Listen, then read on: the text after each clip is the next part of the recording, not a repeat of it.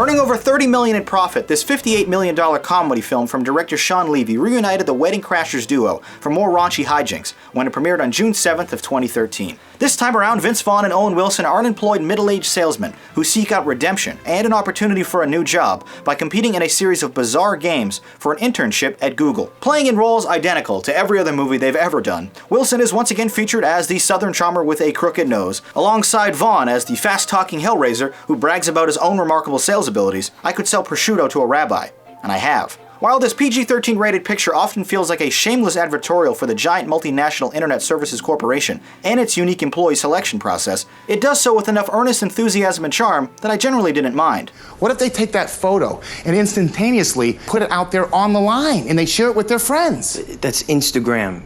It already exists. It's one of the most popular apps in the world. Facebook bought them for like $1 billion. That's billion with a B. Oh, no. Mine is very different than that. How is yours something very different than that? Because on mine, you're taking the photo instantaneously, you're putting the photo out there on the line.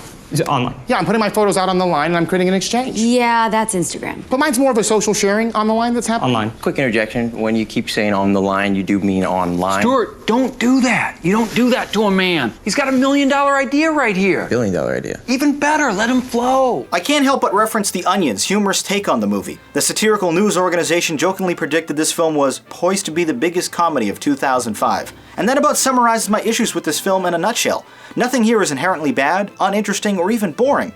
It's just all so old and familiar, feeling like a piece of summer fluff from 8 years ago. These two guys make an incredible pair on screen, able to effortlessly bounce off one another in many of the seemingly improvised scenes. But they feel like a couple of dads crashing their daughter's sleepover party, awkward and out of place. That said, some of the unsubtle jokes are still decently funny, and the characters are fun to root for. Speaking of which, the large cast features performances from Rose Byrne, Josh Brenner, John Goodman, Max Minghella, Asif Manvi, Rob Riggle, and a short cameo by Will Ferrell, who all do a redeemable job with the hackneyed and stale material, which includes frequent and irreverent references to the movie Flashdance for some reason. I almost never comment on a film's titles or credits, but the cast and crew are listed with a very inventive, internet-inspired sequence that is honestly the only impressive part about the entire movie, which is so predictable you could time a watch to it. The contemporary pop soundtrack, occasionally used as a punchline, is effective at moving along the slowly paced 119-minute film. Visually and thematically unchallenging, but still enjoyable for a few laughs, this might be worth a watch on home media, but I have little desire to see it again.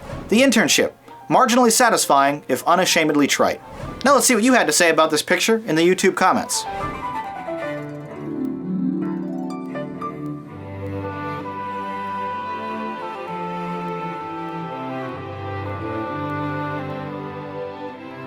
Our scores now for The Internship, a 6 and a 5. Some of you were comfortable dismissing the obvious faults here, while still admitting that this film is anything but special. You thought it was good.